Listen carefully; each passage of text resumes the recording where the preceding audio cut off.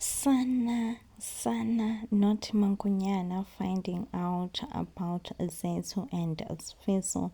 So Utando decided to go and inform Omankunyana about Utando and Sfiso. Listen, things are also going to get even more complicated on homecoming since Zethu has got a job offer to come and work as a surgeon in Sentin. This is where things get even trickier because remember that Zethu has agreed to be Sfiso's second wife. Now, the biggest question here is, will Zethu still be able to fulfill that promise that she made, that she will be able and she will be able to maintain herself as a second wife? Since Usfiso also made it clear that he does not want his wife to go and work all the way to Joburg, Johannesburg. He would only want his wife to be here and work in here where they can all live together. Well, Usfiso seems to be quite a traditional man who refuses to accept that he could have or he would have a possibility of letting his wife go and work far and the city. Now, the biggest problem here is, what will Mankunyana do? Will Mankunyana encourage Zethu to follow her dreams? Because she knows that she wants to get rid of Zethu. Because the way Mankunyana delivered the news to Sfiso, you could just tell that she is just doing it to spite Sfiso. She was like, this is how I should deliver the news just so that I can spite him. I'm so afraid and I wonder what will happen. Hello guys, let's look into Homecoming, a new telenovela as well. It includes a love storyline between Sfiso, who is a police officer, and uZethu, udokotela omkhulu wendawo. Hayi guys, indaba kaSfiso benoZethu iyaxaka because uSfiso already ushadile, unomfazi, kodwa ayishame kuthiwa amadoda awaneliseki. Definitely uSfiso i-definition yokuthi amadoda awaneliseki because usasenamehlo akawathenje njo kuZethu, nkosi yami.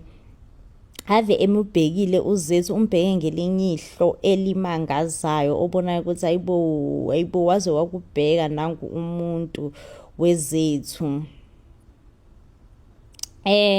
So-ke ulontuzana-ke uSfiso lona uyiphoyisa ephinde ebe futhi isangoma noma inyanga, angazi ukuthi kuzombike mchaze ngithini, kodwa-ke lana uSfiso uyasichazela ukuthi no amadlozi akhe ngathi asembonisile ukuthi omunye umuntu ekumele amthathe emenze umfazi wesibili uZethu-ke nkosi yami akakholelwa neze ezintweni zesintu. Ku-understandable-ke bandla nkosi yami, uma usudokotela usuke nje usuwalahlile amasiko esintu, usungasayivisisi indaba yawo, usubona kahle nje ukuthi abantu abakhulela emasikweni esintu cishe nasekhanda abathathi kahle. So-ke uZethu-ke lana usakwenza kwabaxhiyeke indaba yakhe noSfiso ukuthi lalela-ke weSfiso, uzongisiza nje ungisize ungiphumele kumina because wena unomfazi. And then uSfiso uthi no ukuthi nginomfazi akuyona-ke inkinga leyo Zethu, akube nje into engakuhluphi, akube into engakuwarisha, akube into engakukhathazi. Yebo umfazi nginaye, kodwa nje khululeka wena ungakhathazeki. Into ekumele uyazi ukuthi umfazi wami akayona inkinga kuwena, futhi umfazi wami asobe beyinkinga kuwena, futhi mina nawe kuzomele senze izinto sibe official ngokuthi ube umfazi wami wesibili. But into exakayo lana ukuthi uSfiso uyakwazi ukutshela uZethu ukuthi kumele ube umfazi wakhe wesibili, kodwa uyahluleka ukutshela umfazi wakhe ukuthi hayibo uZethu kuthiwe amadlozi athi kumele ube umfazi wami wesibili. So from there nje uSfiso benoZethu nkosi yami abasazwani. Kuyenzekile-ke lana ukuthi ubabakazi zethu ebanjwe ukugula, okay? So ubabakazi zethu uyakholelwa ukuthi lento emphethe ifuna amakhathakhatha esintu. Ayibo uzethu Nkosi yami uyayihleka indaba, akayithathi nje serious, ukuthi ubaba wakhe ngadinga amakhathakhatha esintu. Uyasho ukuthi ayibo kahle baba, relaxa, khokha nje ublood, relaxa lokhu kwangempela, brika ngathi usumuva kakhulu. Amakhathakhatha esintu kanjani ngikhona mina ngibe ngudokotela, you understand? So ubaba kheshela ngokuthi yebo zethu udokotela but angeke usazi zonke izinto emhlabeni, okunye kudinga mina ukuthi ngihambise isintu. So ke uSifiso ke lana he's willing to help, he's more than even willing ukuthi esize, yabona.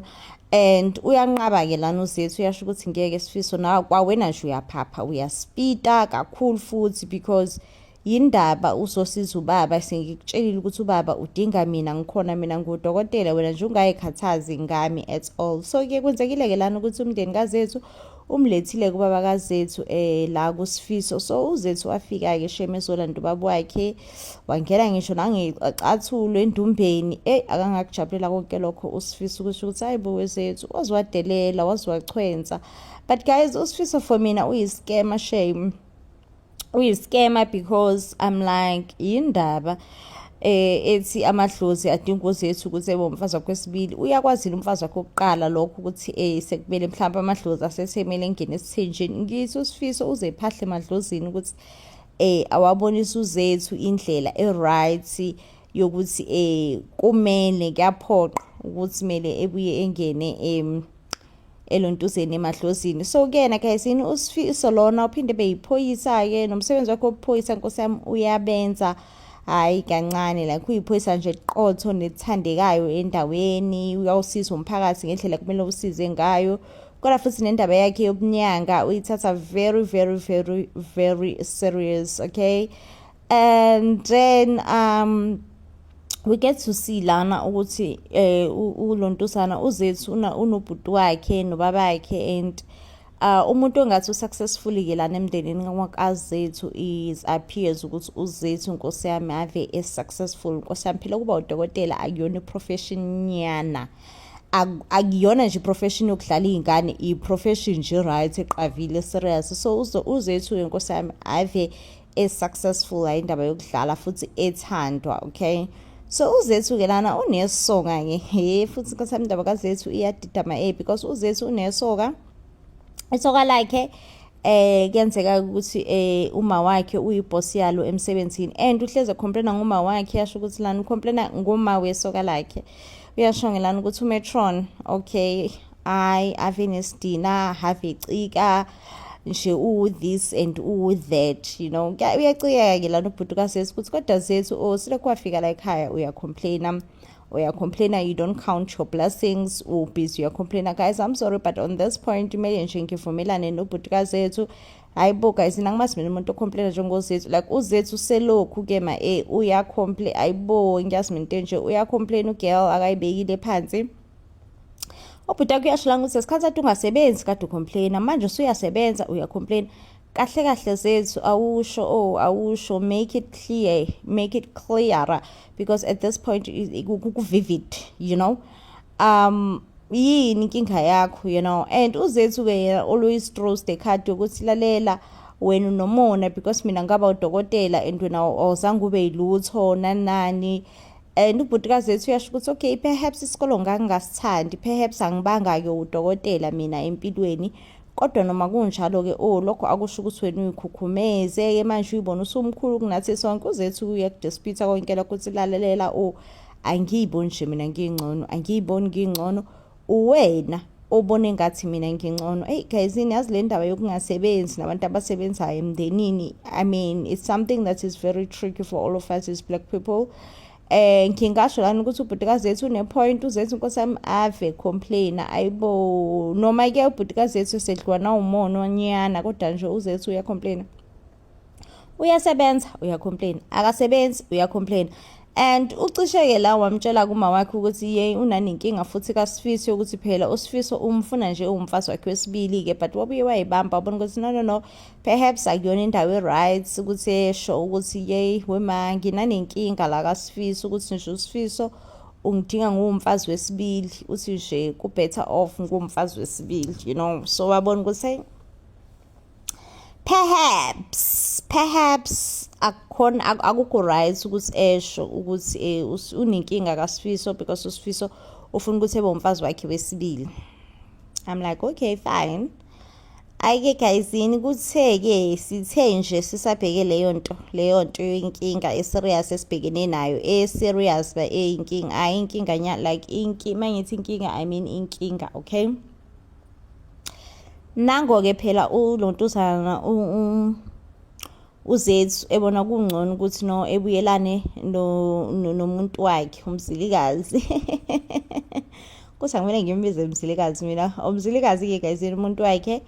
And I understand whether at this point ubona kungcono ukuthi vele buyelane naye umuntu wakhe because now a relationship yabo off and off, and you can imagine ukuthi amanye ama-reason enza ukuthi relationship yabo ibe on phinde ibe off phinde ibe on phinde ibe off ukuthi like uma wakhe vele nje umetron akayingeni indaba kazethu, and umetron because I have been giving kuzethu hard time akafuna ukuthi awonesi bebe umngani kazethu. Uyabona nje ukuthi kahle kahle wemetron sasukhuluma ukuthi inkinga yakhe kuphi because angeke mama like asikuthathi-ke manje asikuthathi nje serious like unenkinga nozethu, and it's better ukuthi ungcono sasusitshela ukuthi ayeni inkinga nozethu nginayo and inkinga yami nozethu ilana la because ayibo metron ngeke awuyibambe mama like please compose yourself, pull yourself towards yourself, you know. And this is how I feel about umetron. Kodwa-ke guys uzethu naye depriving ubaba wakhe ukuthi ayozobona uSifiso for mina akuyona nje into right, you know. And ubaba kazethu-ke lana usedecide ukuthi yazini to keep peace endlini ukuthi kuze kube nento ebizwa ngokuthiwa i-peace, it's better off uzethu engazi ukuthi imbiza lena kaSifiso usaqhubeka usayithatha. So my guess is ubaba kazethu uzoba right, uzophola nkosi yami, uzolulama, and umelulama lana uzethu uzocanga ukuthi ubaba khululamiswe amaphilisi kanti only to find out ukuthi ubaba wakhe ululamiswe imbiza kaSifiso, because I think that would just make so much sense. Honestly, it would just make so much sense because siyambona lana ukuthi ayingeke ubaba ngathi ubambekile nkosi yami, ngathi weak, ngathi nzima, ngathi kumanzi phansi, but uma sayiphuzaphuzile lana imbiza kaSifiso futhi ubaba ngathi ubangconywana. Uyabona nje ukuthi hayibo akusafani nkosi yami, ubaba like namehla seyavuleka, sayakwazi nanokubheka, usengconywana nje. Uyabona akusayikhule yanto ukuthi nje ye kuyabheda nanoma kunini ngavele nje kuqashuleka intambo nanini no, you know. So yeah guys, honestly umuntu engemzulayo kule storyline umfazi kaSifiso ongazi lutho ilungele, umama nje wasemakhaya usubmissive nje nakabuzi lutho indoda yakhe. Yabona nje ukuthi hayi lo mama nkosi yami uyena umama lo uvusa ikhaya livuswa kanje, ikhaya libanjwa kanje. Uyabona nawe awubuzi nje, yabona into ecacile ukuthi hayi lo mama nkosi yami. Nabo mama bakwazi ukuvusa imizi, you know. It's sad ukuthi usezongena esithenjini nozethu. I mean uzethu mengagcina evumile, okwamanje-ke akubukeki-ke ngathi uzethu uzovuma ungena esithenjini, but anything is possible. Anything is absolutely possible. Kungenzeka ukuthi uzethu egcine ebone naye ukuthi mhlawumbe into right la ukuthi ngingene phakathi esithenjini ngivumelane nontosana, because indaba yakhe ne-boyfriend yakhe umntana kametron angiyiboni mina guys imuva at all, like angiyiboni because loya boy uyamthanda uma wakhe, and I think vele umuntu emhlabeni akeke akulula nje ukuthi uvele usuthi hayi mina uma wami ngisamthanda sengiyamzonda. Like on what grounds ukuthi uvele nje uthi hayi wena uma wakho nje, yabona like ngicabanga ukuthi nje ungumuntu right elifini, you know.